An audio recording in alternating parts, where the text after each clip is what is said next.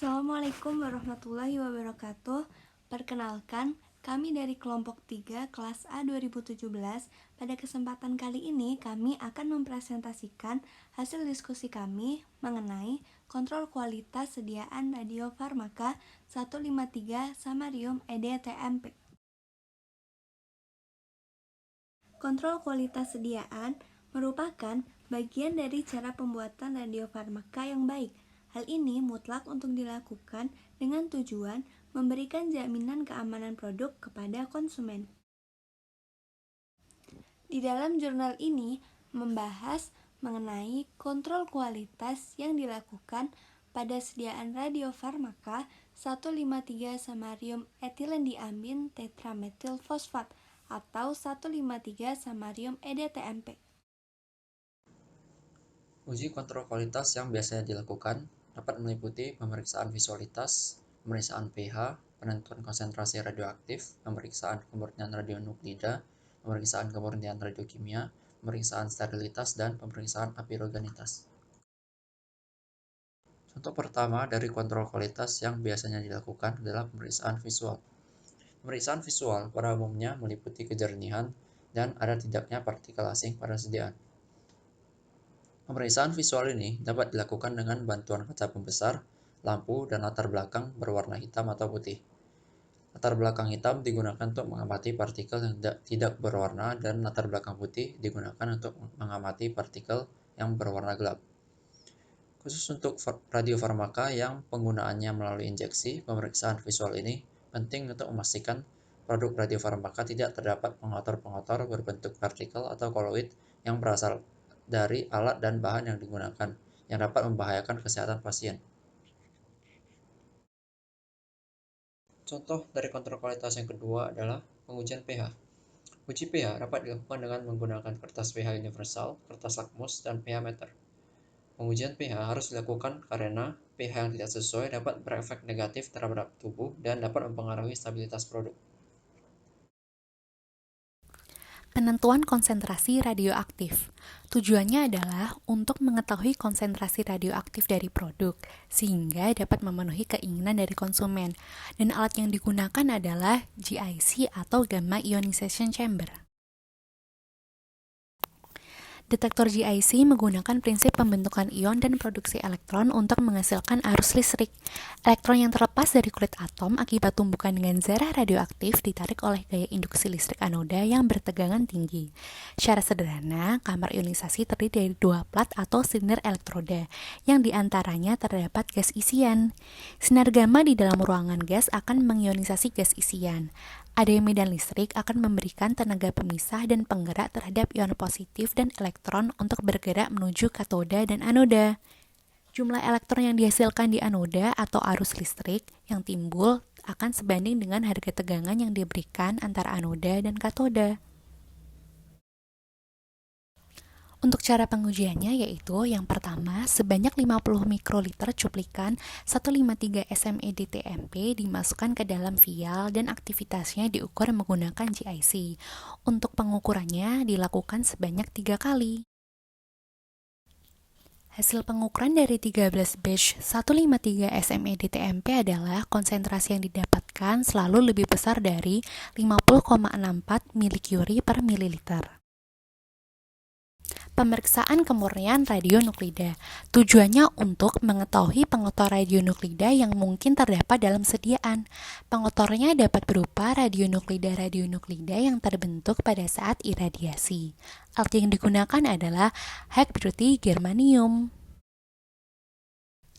Cara pengujiannya. Sebanyak 5 mikroliter cuplikan 153 SMEDTMP dimasukkan ke dalam labu ukur 50 ml, lalu ditambahkan aqua bidas steril sampai tanda batas. Selanjutnya diambil 1 mikroliter cuplikan, kemudian diteteskan pada buluan kertas Whatman 1. Selanjutnya, setelah kering, cuplikan kemudian dicaca dengan sistem MCA yang dilengkapi dengan detektor HPGE atau High Purity Germanium model GC1520 dan perangkat lunak Gini 2000 yang telah terkalibrasi. Pengamatan dilakukan sebanyak 3 kali pada puncak 153 SM, yaitu 103.17 kV dengan intensitas 0,284%. Hasilnya tidak ada radionuklida lain dalam sediaan 153 SME-DTMP selain 153 SM. Kemurnian radionuklida 153 SM dalam sediaan 153 SME-DTMP semua batch selalu lebih dari 99,99%. Pemeriksaan sterilitas. Tujuannya adalah untuk melihat ada tidaknya jamur dan bakteri dalam sediaan radiofarmaka dan memastikan sediaan aman digunakan. Cara pengujiannya, secara aseptis cuplikan 153 SME-DTMP ditambahkan ke dalam media flitioglikolat dan tripton soy broth. Media kemudian diinkubasi selama 7 hari dalam inkubator dengan suhu 30 derajat Celcius dan 20 derajat Celcius. Kemudian diamati setiap hari untuk melihat ada tidaknya pertumbuhan jamur dan bakteri. Hasilnya, dari pemeriksaan sterilitas 13 batch 153 SME-DTMP semuanya steril. Kemudian dilakukan pemeriksaan apirogenitas. Pemeriksaan ini bertujuan untuk melihat ada tidaknya pirogen dalam sediaan. Pemeriksaan ini dilakukan dengan metode in vivo dengan menggunakan kelinci sehat. Digunakan kelinci karena adanya kesamaan tingkat kepekaan antara kelinci dengan manusia terhadap substansi pirogenik. Selain itu, kelinci juga dapat memberikan respon farmakologis terhadap pirogen sesuai dengan respon manusia. Langkah pertama adalah diukur suhu awal kelinci, kemudian disuntikkan sebanyak 1 ml sediaan ke dalam kelinci melalui bagian telinga. Setelah itu diukur kenaikan suhu kelinci selama 1, 2, dan 3 jam setelah penyuntikan. Tolak ukur respon pirogen pada kelinci adalah adanya kenaikan suhu lebih dari 0,6 derajat Celcius setelah penyuntikan. Hasilnya adalah tidak adanya kenaikan suhu lebih dari 0,6 derajat Celcius setelah penyuntikan, di mana itu artinya sediaan bebas dari pirogen.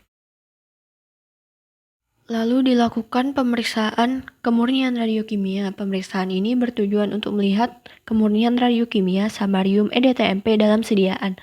Pemeriksaan ini dilakukan dengan metode kromatografi lapis tipis atau KLT. Digunakan metode KLT karena metode ini sederhana, mudah dilakukan, dan dapat memisahkan puncak samarium EDTMP dan samarium klorin dengan baik. Dalam KLT ini digunakan fase diam kertas Wattman nomor 1 dan fase gerak berupa campuran amonia 25% dan air dengan perbandingan 9:1. Langkah pertama yang dilakukan dalam metode ini adalah melakukan penotolan sampel pada fase diam. Kemudian dilakukan elusi dalam fase gerak secara vertikal hingga fase gerak berada 3 cm dari bagian atas fase diam. Setelah itu diangkat fase gerak, dikeringkan, kemudian dicacah menggunakan pencacah AR2000 Radio TLC Imaging Scanner. Hasilnya adalah seperti yang dapat dilihat pada hasil elusi, terjadi pemisahan tajam antara samarium EDTMP dengan samarium klorin.